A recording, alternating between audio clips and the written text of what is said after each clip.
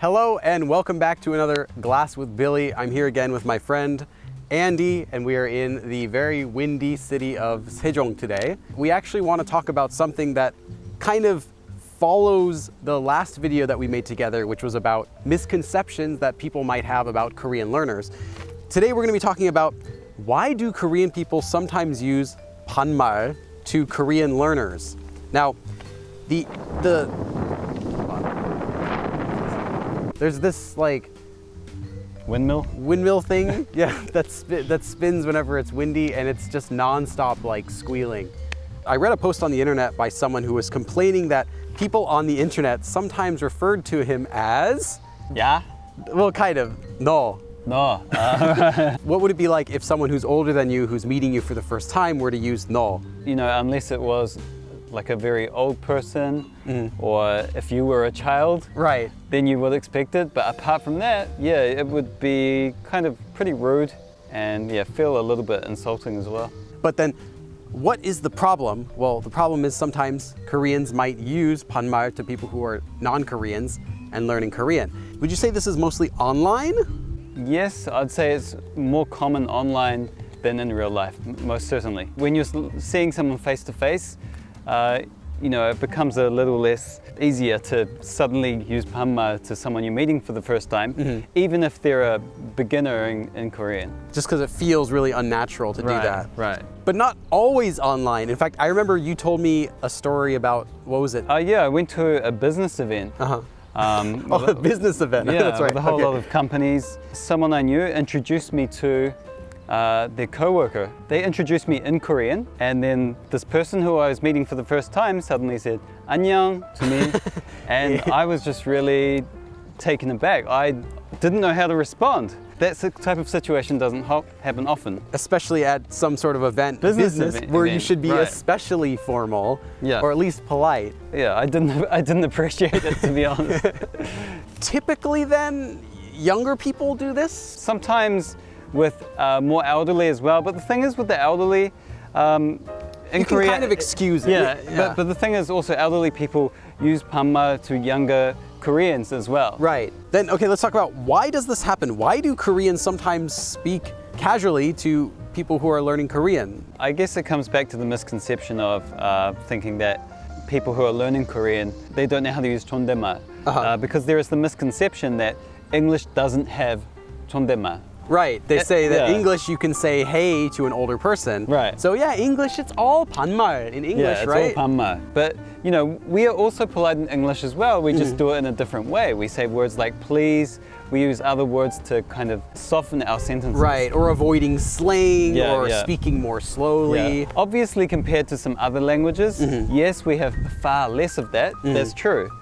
But to say just because we don't have those speech levels doesn't mean people can't learn it and Right. understand it. So then the ultimate question then to answer is, what should you do about it if somebody starts speaking casually to you? What do? The first option is just, Suck it up. what do you feel about that? It really depends on the context and the situation, in my opinion. For example, For example, if you're talking to, let's say, a middle-aged person, okay, and they start using 반말 to you, you're just going to have to suck it up, really. okay, because they're older than you, so Yeah, they're older than you. So even if it may seem rude to you, and even if it is a bit rude, still they're older than you. So yeah, you just have to kind of grin and bear it. So then, option 2, what you can do is tell them to stop. First of all, how would you tell them not to do it? What would you say? I would probably say something like 초면인데 반말하는 게 좀 그렇지 않아요? Yeah, that's kind of exactly Yeah. what I said. I actually wrote it down. What I usually say is 초면에 반말 쓰는 건 좀 그렇지 않아요? But then, what happens when you do this? You know, one reaction is to some people just say sorry straight out and use 존댓말. Okay. And you know, it's fine. Other people might be a bit offended, like I've had similar experiences, maybe mine have been a little worse, Yeah. where if I say that, their reaction is, oh, I'm sorry, or okay, or I didn't know. But it usually at least kills the mood Right, of the conversation. You tell them this and now they're like, oh, you're no fun. yeah. I thought you were nice, I guess not. So be careful about this one. It'll make them stop, but it might also kill the mood. So if it's someone who you really need to if you really want to impress, then maybe just go along with it. I find also like a lot of Korean learners have this misconception that on the internet all Koreans use 반말. There are some communities who do prefer to use 반말, but I think some learners see that and then assume that, oh, everyone uses 반말 Right. on the internet, and which is just not true. Yeah. There's another option that we have that we didn't talk about. That is to play along with them. Like if they say 안녕 to you, just kind of say, oh, 안녕, 너 뭐 하니? You know, making it as casual as you possibly can, like throwing it all the way down to the ground. Personally, I don't really do that myself, but yeah, it could be one way to, you know, kind of make someone feel like, oh, suddenly this is pretty casual. Maybe some younger people wouldn't care so much, though if they're older than you, they might say, you know, stick with the 반말, but instead call me 형 or 오빠 or 언니 or 누나. Okay. Is there any way that you could possibly avoid this situation happening in the first place? I mean, one thing I do is to basically show that I can be polite and use 존댓말 confidently as much as I can. So speaking as much Korean as possible right Yeah. from the get-go. Yeah, so they can see that, oh, hey, this person actually does know how to use 존댓말. When you do that, Korean speakers will almost always speak 존댓말 back to you. One other thing that I would suggest is kind of online on the same level as that would be just making sure you understand politeness levels as well. If you've been talking in Korean for a long time and then you later realize like, oh, he's just using 반말 to me the whole time, it's too late to do anything about it then. You can't tell him like, why are you using 반말 to me after you've been talking for like 10 minutes with them. So learn those and be able to recognize them, and then obviously if, oh no, my straw just disappeared. It seriously, There you go. it fell between your legs. Okay, we're good.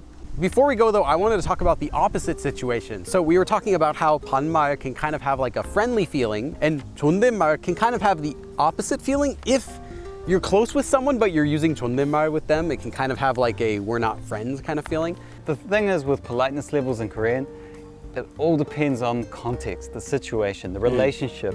All of those contexts can, you know, change 반말 from being friendly to being unfriendly. You know, for example, using 반말 to someone on the street is definitely not friendly. Definitely a no-no. But using 반말 to your little cousin is going to be friendly and normal. Yeah. You know, many co-workers will never switch to full 반말. Again, different for each company, between co-workers. Maybe you're super friendly with one co-worker and you do use 반말 with them, but you use 존댓말 with the rest of your co-workers, even if you've been working together for like 10 years. Right, so it still shows respect. It doesn't mean you're not friendly with the person. Right. A lot of learners rush just to get friendly enough with someone else so that they can switch to 반말. Yes, there seems to be a goal with many learners to switch to 반말 with someone as soon as possible. Right, what do you think about that, that goal? Is that a good goal? No, it's not a good goal. You know, there are people you need to maintain 존댓말 relationships with, and that's just a fact of life.